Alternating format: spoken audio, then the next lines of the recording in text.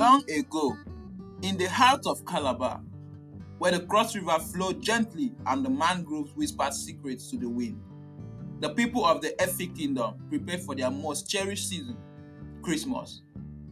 It was not just a celebration, it was a time to honor their ancestors, strengthen family bonds, and revel in the beauty of their traditions. In the village of Adim, a young girl named Ekaette, known for her gentle spirit and melodic voice, was preparing for her first role in the Christmas festival. She had been chosen to lead the Ekaette dance, a sacred performance passed down through generations. Her family, especially her grandmother Nsa, beamed with pride. Ekaette, her grandmother said, holding her hand tightly, "This is not just a dance, it is a calling. The ancestors will speak through you."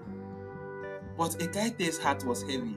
Since her father's passing the previous year, Christmas had felt hollow. Her family struggled to make ends meet, and her mother Udofia worked tirelessly to provide for them. While the village buzzed with preparation, Ekaette often found herself wandering to the river bank, where she felt closest to her father's memory.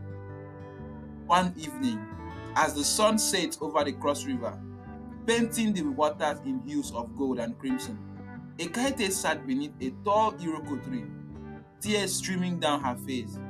"Father," she whispered, "how can I bring joy to others when my heart feels so empty?" Suddenly, the wind shifted, and the leaves of the iroko tree began to rustle with an otherworldly rhythm. A soft voice, deep and resonant, filled the air. "Ekaette, my child," it said, "Christmas is not about what is lost, but what remains. Look to the spirit of your people, and you will find the strength to dance." Startled, Ekaette looked around but saw no one. Yet, the warmth in her chest told her the voice was real. She returned home with a renewed sense of purpose. The village square was alive with activity as the festival approached.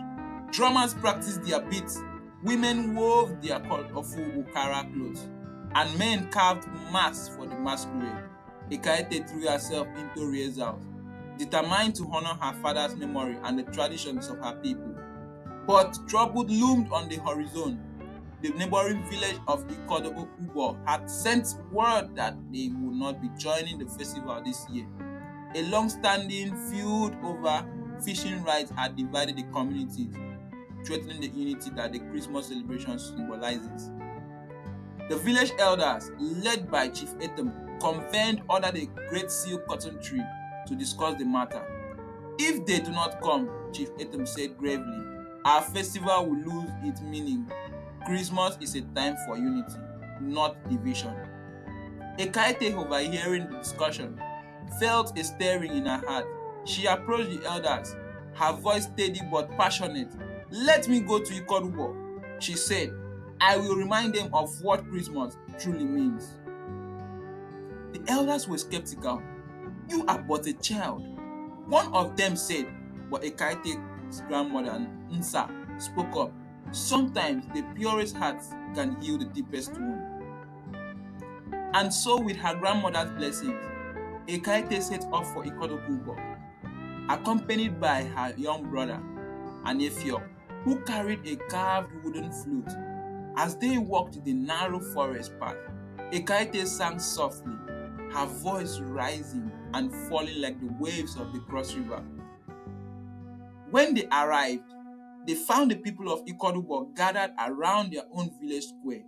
Tensions were high, and the air was thick with resentment. Ekaette stepped forward, her small frame dwarfed by the crowd. "Brothers and sisters," she began, "do not let anger steal the joy of this season. Christmas is a time to honor our ancestors and cherish the bonds between us. Let us not let a quarrel over the river break the spirit of our people." To emphasize her point, Ekaette began to sing a traditional Efik hymn, her voice ringing clear and true. Anefio joined in with his flute, and slowly, one by one, the villagers began to sing along. Moved by the sincerity of her play, the elders of Ekaette relented. We will come, they said. Let this Christmas be a new beginning. When Ekaette returned to Adim with the news, the village erupted in celebration. On Christmas Eve, the two communities came together, their differences set aside. As the Ekpe dance began, Ekaette stepped into the circle, her movements fluid and graceful. The drummers played with fervor, and the crowd cheered as the masked dancers joined in. Under the starlit sky, the Spirit of Efik Christmas shone brightly, reminding everyone that love, family, and tradition were the true gifts of the season. And from the shadows of the Iroko tree, a soft approving voice whispered on the wind, "You have done well, my child."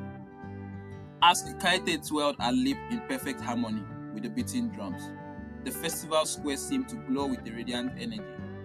The flames from the central bonfire danced higher, casting flickering shadows across the faces of the villagers. For the first time in years, laughter echoed freely, and the two communities of Adim and Ekaette were celebrated as one.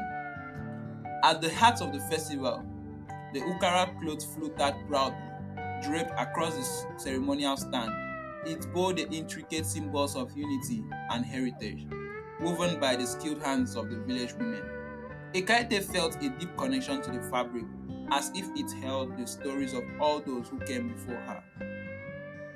After the Ekpe dance ended, Chief Adim rose, his commanding presence silencing the crowd. Tonight, we witness not just a celebration, but a renewal of our bonds as one people. It began. It is young Ekaette who reminded us of the true spirit of Christmas, a spirit of forgiveness, unity, and love. He beckoned Ekaette forward, and the crowd erupted in applause. Blushing under the attention, she stepped up to the stand, where Chief Adim handed her a small carved calabash. "This," he said, "is the calabash of peace, a symbol of our renewed unity. Let it be known that even the smallest among us can hold the greatest wisdom." The crowd cheered again, chanting Ekaette's name. But she quickly turned the focus back to the collective joy. "This is for all of us," she said, her voice steady despite her excitement. "Together we are strong. Together we are the spirit of Efik Christmas." As the festival continued, Ekaette noticed her mother, Udofia, standing by the bonfire. Her mother's eyes sparkled with pride, and for the first time since her father's passing, a genuine smile lit her face. Ekaette ran to her and they embraced tightly. "Your father will be so proud of you," Udofia whispered, her voice thick with emotion. "And I know he is with us," Ekaette replied, gazing up at the stars. The festival stretched long into the night. Villagers shared bowls of steaming afang soup and plates of ekpanguko, laughing and trading stories. Children ran around with tiny lanterns, their joy infectious, while elders told tales of the ancestors by the fire. At one point, Ekaette noticed a figure standing at the edge of the crowd. It was an old man, dressed in simple white robes, holding a staff adorned with cowrie shells. His eyes twinkled with a knowing kindness. When Ekaette met his gaze, he gave her a small, approving nod before vanishing into the night. "Who was that?" she asked Anefiok, who stood beside her. Anefiok shrugged, but his expression was thoughtful. "Maybe it was an ancestor. They say the spirit of Christmas is strongest when the hearts of the people are pure." Ekaette smiled, feeling a profound sense of peace. As dawn approached, the villagers gathered one last time by the river to watch the sunrise. Together, they sang an old Efik hymn, their voices blending in perfect harmony. The light of the new day spilled over the land, illuminating the waters of the Cross River and the smiling faces of the people. Ekaette stood with her family, her heart full of hope and gratitude. She knew that this Christmas would not be forgotten, not because of her dance, but because of what it had brought, a lasting unity that would carry the spirit of Efik Christmas for generations to come. And so, The tale of Ekaette and the calabash of peace became a story told at every festival, a reminder that love and tradition could bridge even the deepest divides. The spirit of Efik Christmas, they said, lived on in the hearts of those who choose unity over division and light over darkness.